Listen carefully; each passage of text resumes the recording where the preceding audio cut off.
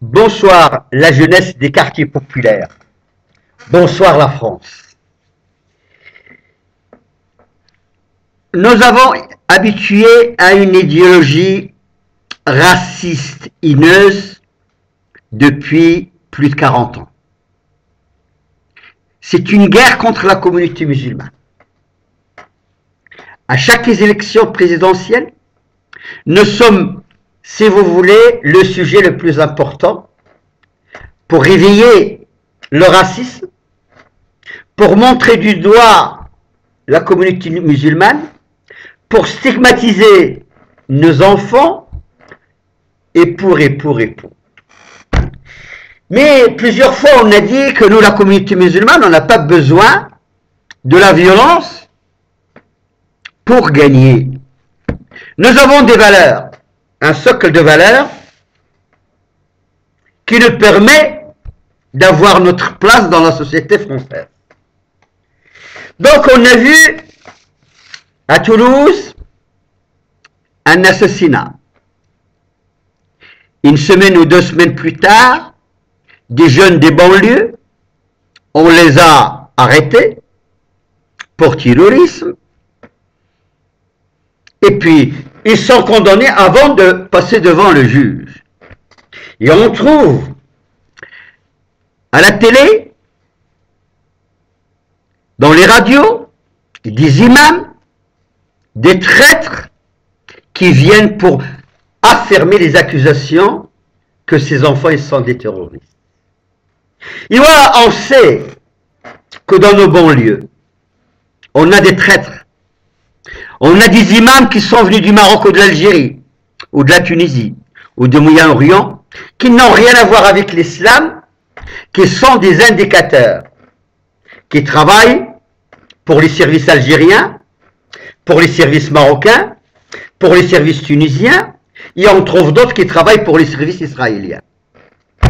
Donc on n'a rien à attendre de ces gens qui témoignent en faveur des sionistes et en faveur des colonialistes. Non. Vous êtes sans défense. En réalité, lorsqu'on voit les débats à la télé, personne ne défend nos enfants et les quartiers populaires à la télévision pour dire, tant qu'ils ne sont pas jugés, ils sont innocents. On sait que les procureurs sont à la solde du pouvoir.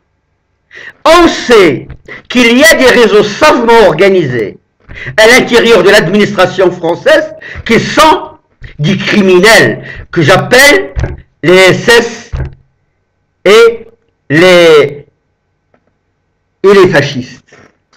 Ils détruisent nos biens, ils manipulent nos enfants, ils manipulent nos femmes, ils font tout à l'intérieur de l'administration française. Et ça, on le sait.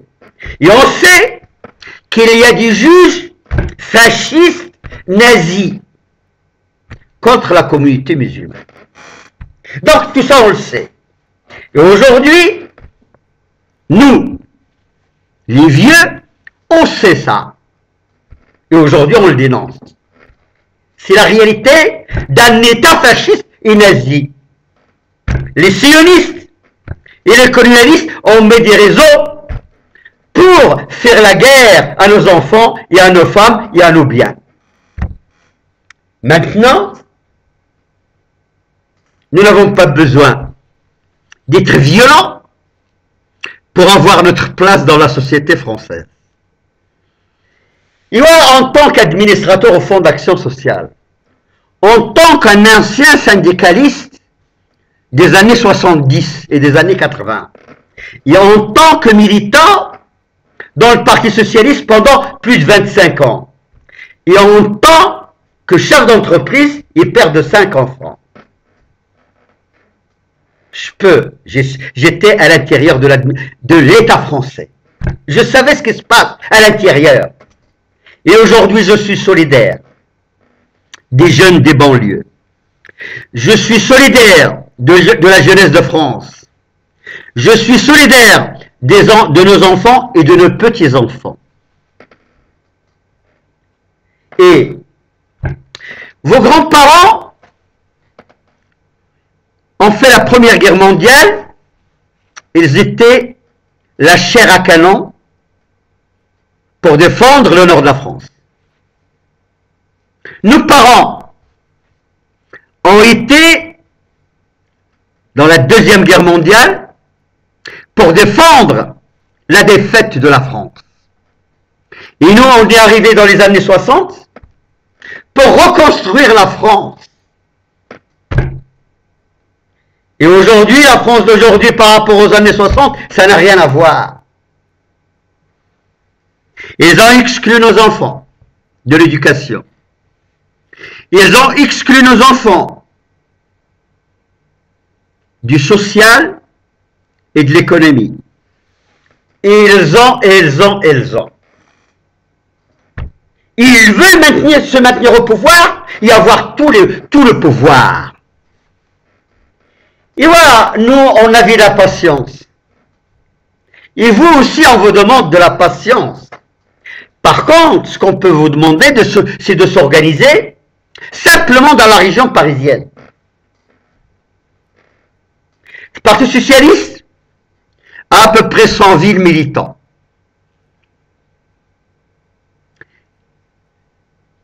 Le RPR, au maximum 120 militants, 20 000 militants, mais qui ne cotisent pas. Par contre, je vous assure, les jeunes de France, les jeunes de banlieue, si vous arrivez à s'organiser, on peut avoir plus d'un demi-million de jeunes des banlieues qui vont adhérer à votre parti politique. Lorsqu'on était dans les années 90, au Fonds d'action sociale, et on a vu les villes en France où la communauté musulmane est majoritaire, il y a plus de 1000 villes en 1990, plus de 1000 villes où la communauté musulmane est majoritaire. Donc si on s'organise contre les imams qui travaillent pour les services, contre les associations qui travaillent pour les services, contre tous ces gens-là qui viennent de l'extérieur pour vous manipuler et pour savoir ce qui se passe dans vos têtes, moi je vous conseille de s'organiser et d'y aller au suffrage universel. Simplement, j'ai dit en Île-de-France, vous pouvez avoir 1000 villes en tant que maire. Je vous donne quelques exemples. Dans la ville de Nanterre, on peut avoir une mairie. Clichy, le maire peut être de nous. Aubervilliers, le maire peut être de nous. Sartrouville, le maire peut être de nous. Poissy, le maire peut être de nous. Mantes-la-Jolie, le maire il peut être de nous. Chanteléville, le maire il peut être un musulman.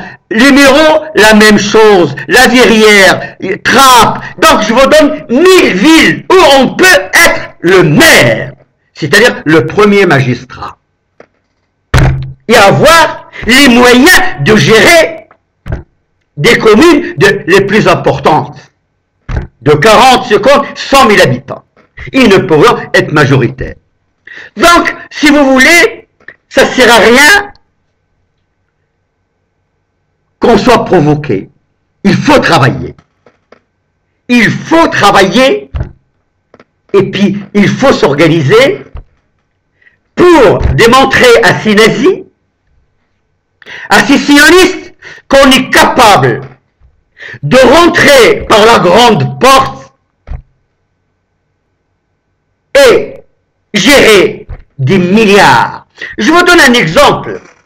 La première place en France et en Europe financière, la défense, si on prend Nanterre, si on prend Colombes, croyez-moi que vous êtes les maîtres au niveau de si vous voulez, de la structure de la défense.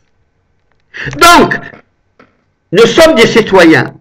On n'a pas peur des juifs ni des sionistes. Ils sont minoritaires. Mais eux, ils sont organisés. Nous, on n'est pas organisés. Par contre, si on est organisé, vous allez les voir. Ils vont être petits. Petits. Parce que ils aiment le pouvoir. Donc, nous, on a dit, on a le temps. Et si on est organisé, on peut avoir beaucoup de militants. Et on peut affirmer nos valeurs. Vous savez, ça fait presque 50 ans ou 60 ans qu'on est avec les Français, avec les Juifs. On se connaît parfaitement. Et nos valeurs, ils sont des valeurs sincères. Mais quelles sont les valeurs? Le combat va être sur les valeurs. Quelles sont les valeurs des sionistes? Quelles sont les valeurs des colonialistes? Et quelles sont nos valeurs? Et comme ça, le peuple français va faire un choix. Le peuple français va faire un choix. Et vous verrez que nos valeurs vont l'emporter sur les valeurs de la haine, sur les valeurs du racisme, sur d'autres valeurs. Et on a les moyens humains et on a les moyens matériels pour montrer au peuple français que nous sommes des citoyens honnêtes, intègres, et que nous sommes les défenseurs de la République qui n'a jamais reconnu les banlieues et les quartiers populaires. Et voilà, lorsqu'on est venu, il y a 50 ans, on croyait à cette République. On nous dit la République protège l'être humain. Et pendant 50 ans, on n'a pas été protégé. La République ne s'occupe pas de nos enfants, ni des petits-enfants, ni de nous, ni de nos parents, ni de nos grands-parents. La République